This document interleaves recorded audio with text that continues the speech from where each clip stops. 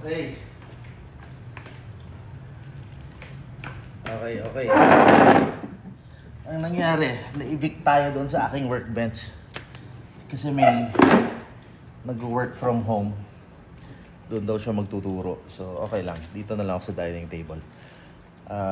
May dumating tayong package from GP Precision. GP Precisions. Yung kumpanya ni Toby. Kaibigan natin si Toby. Kasama natin siya sa 2020 Glockers. Team 2020 Glockers. So, kasi nung nag-range day kami ng Team 2020 parang 4 days ago. Wala eh. Hindi ko maitama tong dalawa. Stock trigger, stock springs. Ang tigas. Kahit yung mga kasamahan ko, nahirapan silang itama. So ngayon, dadayain natin. Unahin natin yung 45. Okay, palitan natin ng lighter springs.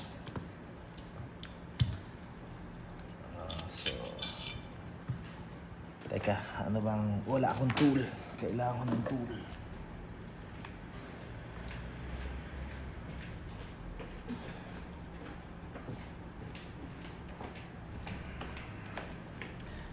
Ito, ating tool.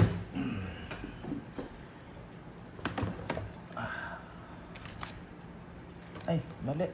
Ito ba yun? Mali.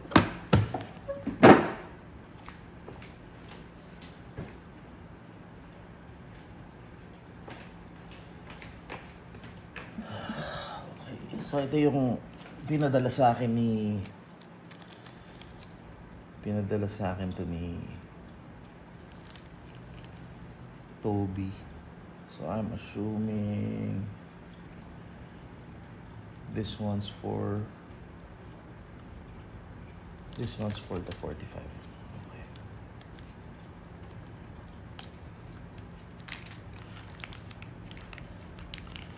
May connector. Pero since naka-minus connector na tayo, yung ano na lang ang papalitan natin.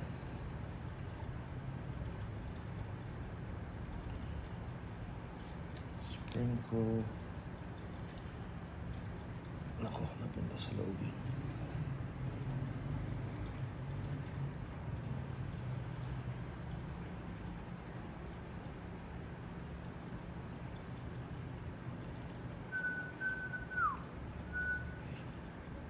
Bakit ka naman pumasok dyan? Ayan. Okay. So, nasa na ating tool.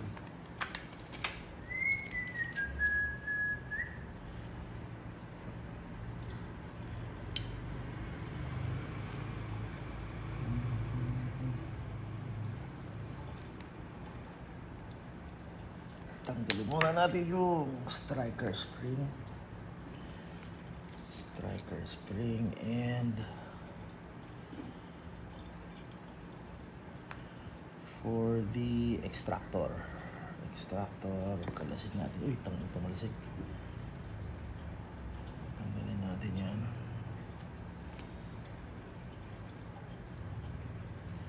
So ito yung ipapalit natin ito yung stock. Ito yung stock ng extractor spring. Ito yung kasama ng spring ko. So, tabi natin yun. Ito ang lagay natin. Sandali lang. Set aside mo muna yan. Ito yung stock na strikers. Ito yung reduced power. Ito yung stock na striker spring. Tanggalin muna natin yung mga spring caps. Ito medyo tricky. Buti na lang natatandaan ko pa. Ito yung stock na striker spring. Ito yung medyo matigas. So, eksperimentohan natin kung okay yung spring ko.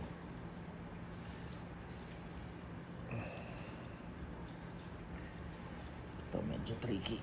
Paano ito ikakabit? Mag-isa lang.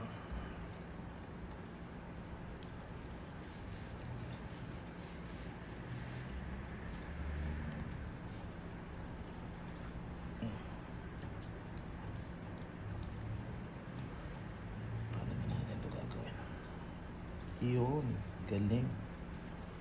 Yun pala yun ang technique nun. Gamitin mo yung barrel. Sige, isang spring cap.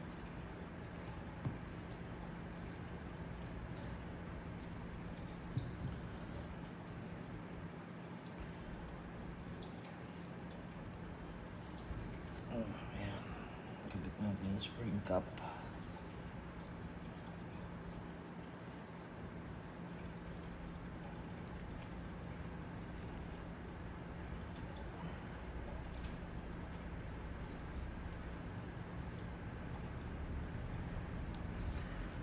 Okay.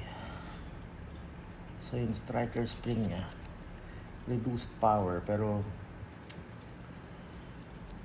since spring ko naman ito, I don't think it's gonna affect the reliability. Itong connector nila natin gagamitin ko kasi naka-minus connector na ako eh. So nakabit na natin yung ano ba to? Firing pin block. Firing pin block spring. So i-assemble natin lahat.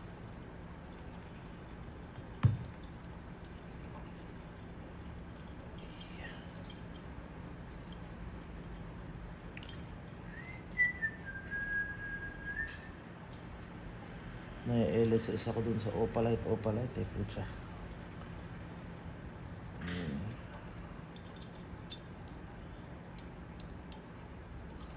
Yun, maglalak na yan basta tama yung orientation mo. Pag tama yung pagkakakabit mo, maglalak na yan lahat kahit wala pa yung ejector spring mo or extractor spring. So makikita mo yung striker block or firing pin block. Basta napipindot mo siyang ganyan, ibig sabihin tama yung pagkakakabit mo. So lagay natin yung striker, ay di, ano to, extractor spring. Kabit natin yung striker spring assembly. Tapos yung backplate.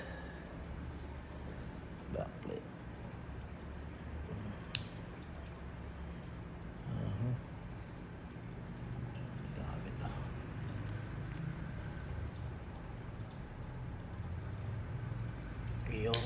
Yun. Ayos. Kabit natin to. Recoil spring.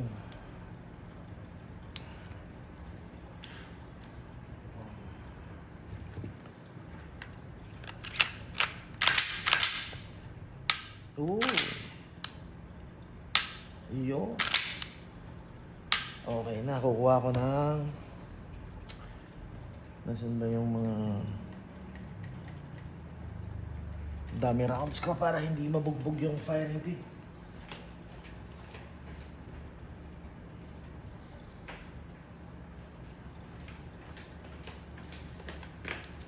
Okay, ito yung snap caps natin. Para lang pag pumapalo yung striker, hindi siya papalo dun sa slide mismo. May tatamaan yung striker. Ito, testing natin yung trigger pull after changing the springs. Uy, ganda. Reset. Okay na. Uy, saan pumunta yan? Mamaya ako nahanapin. Ganda, ganda. Ganda. Ulit. So parang okay na tayo sa G45. Testingin na lang natin ulit sa range day.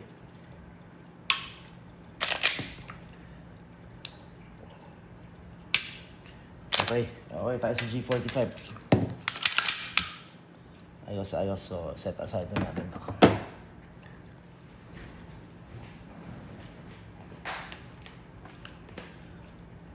Okay, tapos na tayo sa G45. Try natin yung spring ko for G43X. Actually, hindi ako marunong magkalas ng G43X pero subukan natin. Glock naman to eh. So, palagay ko similar. Okay.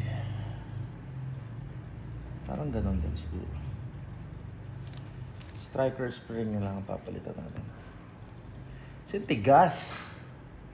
Siya matama. Sayang lang yung bili ng baril kung hindi mo matama. Ayan.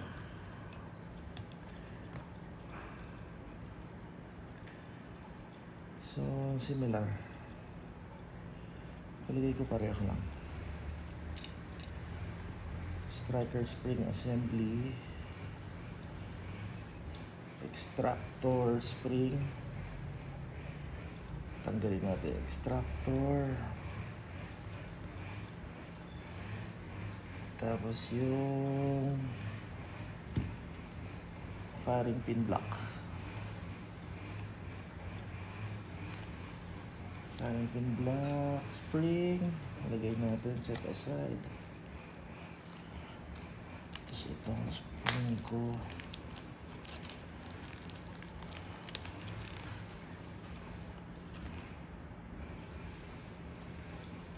Shoutout kay Toby. Kay Toby galing ng parts. Thank you, Toby. Yo.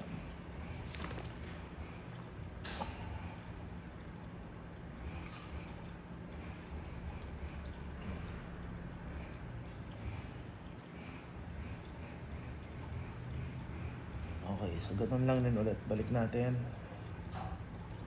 Reverse order.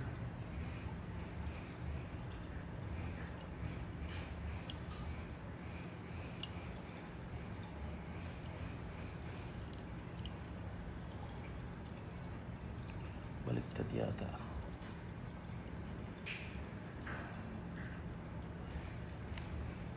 Oops. Pucha.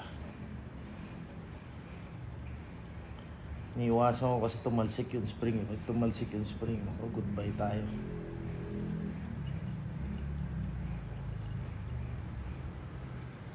Yun. Tapos, extractor. Yun. O yan, di ba? Nagla-lock siya. Once tama yung orientation ng extractor tsaka yung firing pin block. Magla-lock na siya ng kusa kahit wala pa yung extractor spring mo. Ayan, kabit na extractor spring. Okay. Okay. Tapos okay na yan. Ito namang firing pin spring or striker spring. Pareho lang din nung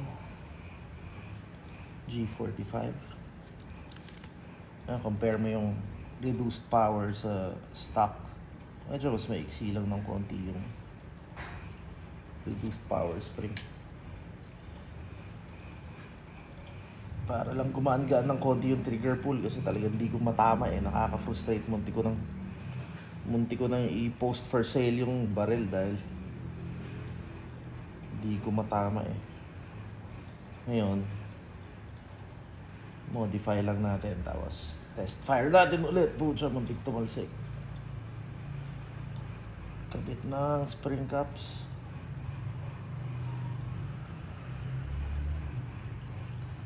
Kasi isang spring cap.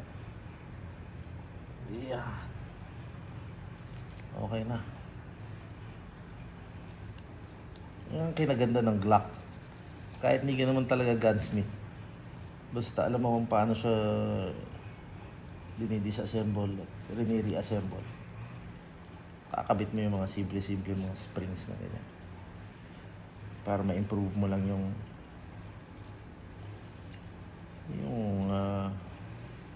trigger. Marami kang pwede ma-improve pa kasi kung compare mo sa stock. Kabit muna natin yung backplate.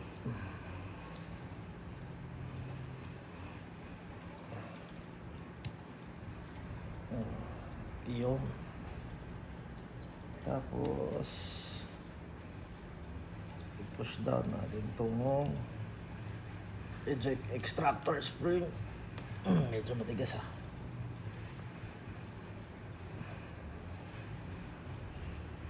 Ulit. Yun. Okay. Nag-lock na siya into place. Testing. Ay, pucha. Barrel pala. Barrel. Recoil spring. Barrel and recoil spring. Sayang, nakapag-uwi sana pala ako ng mga latex gloves kung alam ko magbubuting-ting ako. Dumi na ng kamay ko. Tapos reassemble natin yung slide sa lower receiver. Align mo lang yung mga rails. Ay. Ano ba to? Malabo na yung mata ng tito nyo.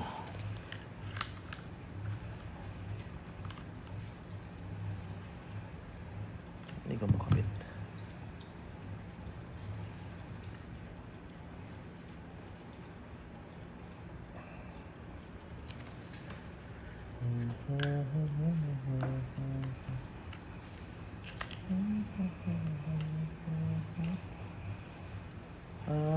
Okay. So, kailangan pang i-push down pa ito. Kulang pa ang ano. Kulang pa yung backplate.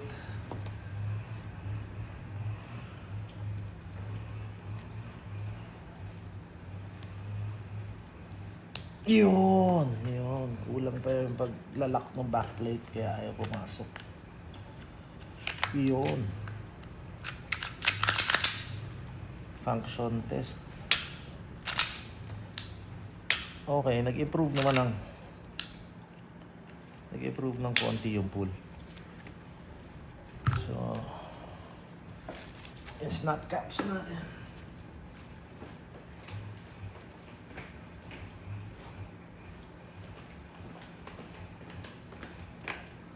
Ayan, tatlo yung snap caps ko kanina.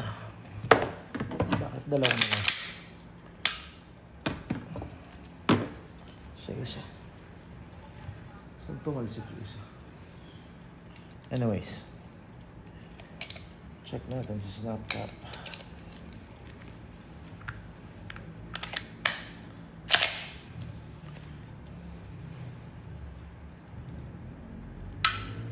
Yun. Nag-improve naman. Pero kailangan pa rin natin i-test sa range day. So bago ako bumalik ng Dubai, sasaglit ako ulit. Kasi napahiya ako dito sa dalawang hindi ko maitama para akong beginner. Ayun, medyo okay na to.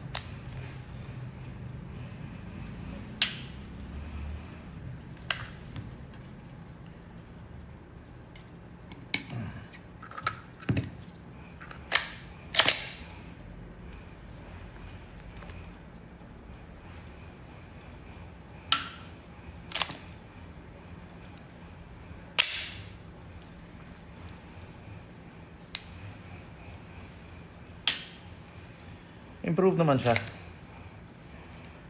Nag-improve naman siya.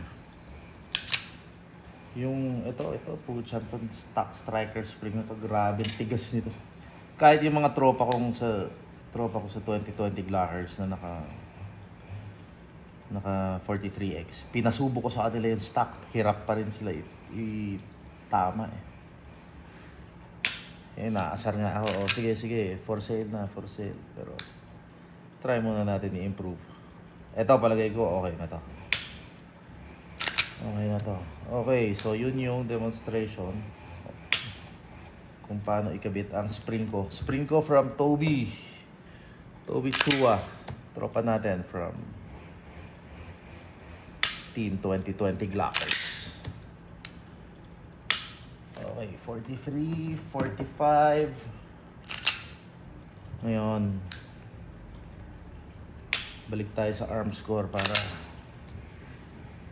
testing natin ito mga to. Okay, ayos na. Ganun lang kasimple. Pero ginagawa ko, di ba, ito yung mga stock parts niya. labelan natin to bago itago. Para hindi ka nagkakanda lito-lito. Kasi tulad yan, marami akong Glocks. Alam mo kung ano yung mga stock parts.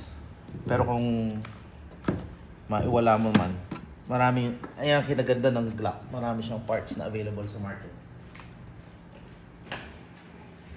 So kahit mawala mo siya, hindi ka pa rin mamamroblema. So this is for the G43X stock springs.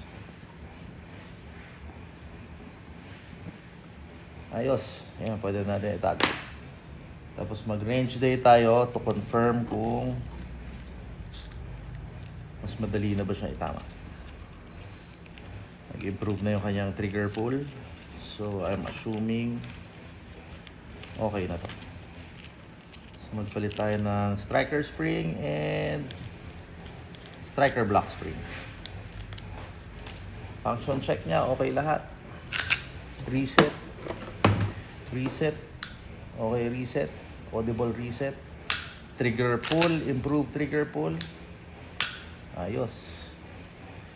From depressed trigger to charged, and then reset.